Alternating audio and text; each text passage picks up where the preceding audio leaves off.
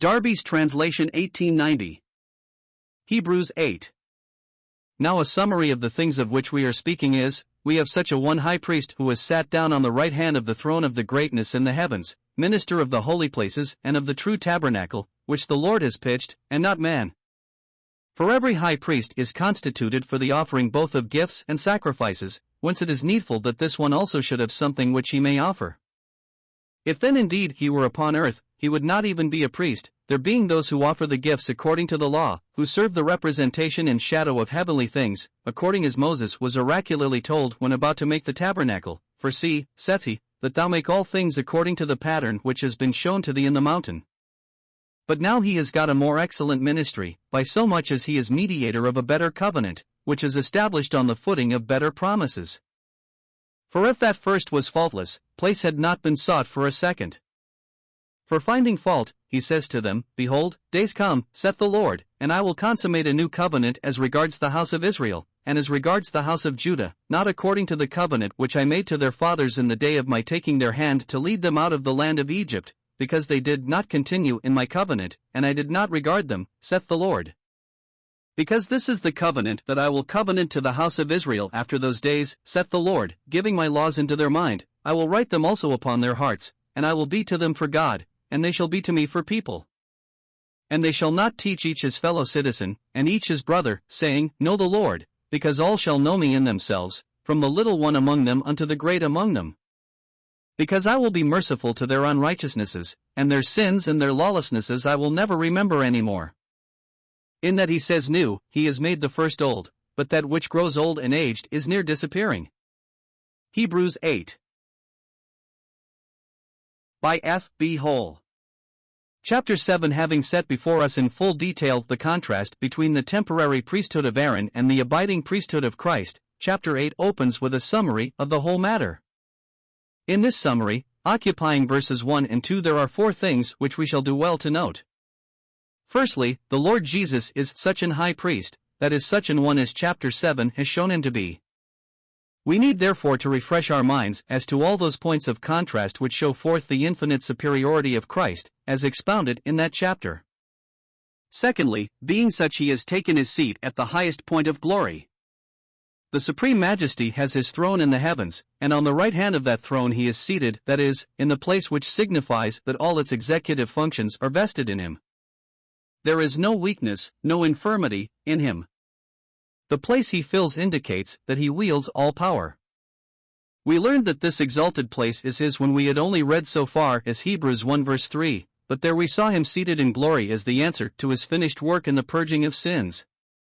Here it is as the priest that he is crowned with glory.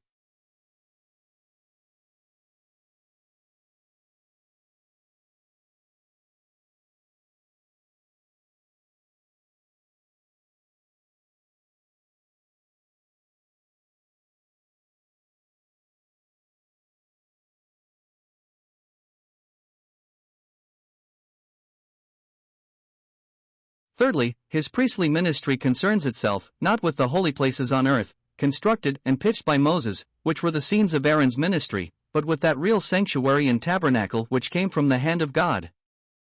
The real sanctuary is the heaven of God's immediate presence, the true tabernacle is that mighty universe of created things, wherein the third heaven of God's presence lies. Christ's priestly service has to do with God and his presence as its center, whilst within its circumference it embraces the whole creation of God. What a stupendous thought is this! How paltry do Aaron's glories look beside it! Fourthly, such an high priest as this is ours. We have such an high priest, while Israel had priests of Aaron's order. This one fact, apart from all other considerations, indicates how far in advance of Judaism is Christianity. These Hebrews, as we have seen, were inclined to slackness, some of them showed signs of going back. Let them lay hold of this, and how it would encourage them to hold fast, and keep on in the path of faith. Let us lay hold of it, and we too shall feel its encouraging power. Our thoughts turn from the high priest himself to his service and ministry when we read verses 3 to 6. It is helpful to notice that verse 5 is really a parenthesis, the whole verse might well be printed within brackets. The sense follows straight on from verse 4 to verse 6. Though the Lord Jesus is not a priest of Aaron's order yet, in many a way he exercises his ministry after the pattern set forth in Aaron. So it is necessary that he should have something to offer in the presence of God, and that something cannot be a gift of the kind that was customary in connection with the law, for had he been on earth he would have been no priest at all, for he did not spring out of Levi or Aaron. His priesthood is of an heavenly order. Only as risen and glorified has he formally assumed his priestly office. What the Lord has to offer in his priestly capacity we are not told at this point, but we believe that the reference is not to the fact that he offered up himself, as stated in verse 27 of the previous chapter, but to what we find when we reach Hebrews 13 verse 15. It is by him that we offer the praise of our lips to God. He it is who offers up to God as the great high priest all the praises springing from those who have been constituted priests by the grace of God. What we are told is that his ministry is more excellent than any that was entrusted to Aaron, and that its superiority is exactly proportioned to the superiority of the promises and the covenant of which he is the mediator. Before considering this, however, let us make note of two things.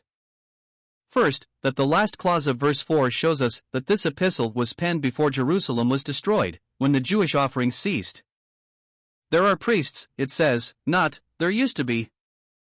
This same fact confronts us when we come to the last chapter, and the importance of it is made manifest there.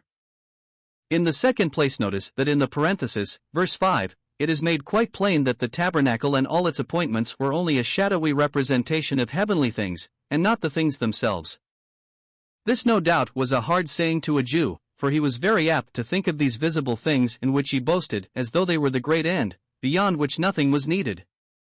He should not have thought of them in this way, for from the outset they were declared to be but a representation of the things God had before him. Moses was not to deviate one hair's breadth from the pattern shown to him in the mount. Had he deviated, he would have misrepresented instead of representing the great realities which had to be shadowed forth. This fact being digested, we at once see that the Old Testament types, connected with tabernacle and offerings, are worthy of our earnest consideration. The study of them is not, as some may think, an intellectual pastime giving scope to a lively imagination, but a pursuit in which there is much instruction and profit. They must be interpreted, of course, in the light of the heavenly things themselves, which are revealed in the New Testament. The ministry of Christ as priest, the new covenant, of which he is the mediator, and the promises on which that covenant is founded, are all brought together in verse 6. It could hardly be said that the old covenant of law was established upon promises at all, though there were certain promises connected with it. It was established rather upon a bargain in which Israel undertook in all things to obey, and God guaranteed certain blessings conditional upon their obedience. The bargain was hardly concluded before it was broken by Israel making the golden calf. The fact that the new covenant is established upon promises, that those promises are God's, and that they are better than anything proposed under the law, at once differentiates it sharply from the old. To gain some idea of these better promises, you must read the latter part of our chapter, which is quoted from the passage in Jeremiah 31, where the new covenant itself is promised, verses 31 to 34. God's "I will" is the characteristic feature of it. All is a question of what God is going to do, and of what consequently Israel is going to be and have. Now of this better covenant Christ is the mediator. We might well ask, on what ground can God thus scatter blessings upon unworthy men without infringing the claims of righteousness? The only possible answer to this is found in the mediatorial work of Christ. As mediator he has given himself a ransom for all, 1 Timothy 2 verse 6. As mediator too he administers the covenant which has been established in his blood. The Lord Jesus is presented to us in this epistle in a variety of characters. We sometimes sing, "How rich the character he bears, and all the form of love he wears, exalted on the throne." But do we stop sufficiently to consider the richness of his character in all its variety? We have already had him brought before us as apostle, high priest, forerunner, surety, victim, and now as mediator. All these offices he holds in connection with the new covenant and those who come into new covenant blessing. As apostle he announces it. As surety he assumes full responsibility for it. As victim he shed the blood that ratifies it. As high priest he sustains it. As mediator he administers it. As forerunner, he guarantees the arrival in glory of all those blessed under it in the present dispensation. What flaw can be discovered in this? None whatever. Where is the loophole through which evil or failure may creep? No such loophole exists. All new covenant blessing is rooted and grounded in the mighty Son of God and is as flawless and perfect as He. Is not this magnificent? Does it not fill our souls with assurance and triumph? The first covenant of law was not faultless, as verse 7 indicates. There was no fault in the law, but the covenant was faulty inasmuch as all was conditioned upon faulty man. Hence it is set aside in favor of the second, which is based upon God's purpose and God's work. As the last verse of the chapter puts it, the very fact that he speaks of a new covenant shows that the first has grown old and is ready to disappear. Jeremiah's prophecy, which is quoted here, shows us that the new covenant is to be formally established with the house of Israel and the house of Judah, that is, with restored and reunited Israel. Under it they will enter upon the blessings of the millennial reign. By the new birth the law will be written on their hearts, so that it will be as natural to them to fulfill it as now it is natural to them to infringe it. Moreover, their sins will be forgiven, they will have the knowledge of God, and be His people. But the gospel today brings us just these blessings upon an exactly similar basis. The fact is that everyone converted today, no matter from what nation they come, is blessed upon new covenant principles, though as yet the new covenant is not formally established at all, and when it is established it will be with Israel, and not with the nations, nor even with the church. We have it, in the spirit of it, and thus we anticipate what is to come. At the same time we must carefully note that Christian blessings are by no means confined to those promised to Israel under the new covenant. On the contrary, we enjoy blessings which go far beyond them. Such, for instance, are the blessings spoken of in the Epistle to the Ephesians.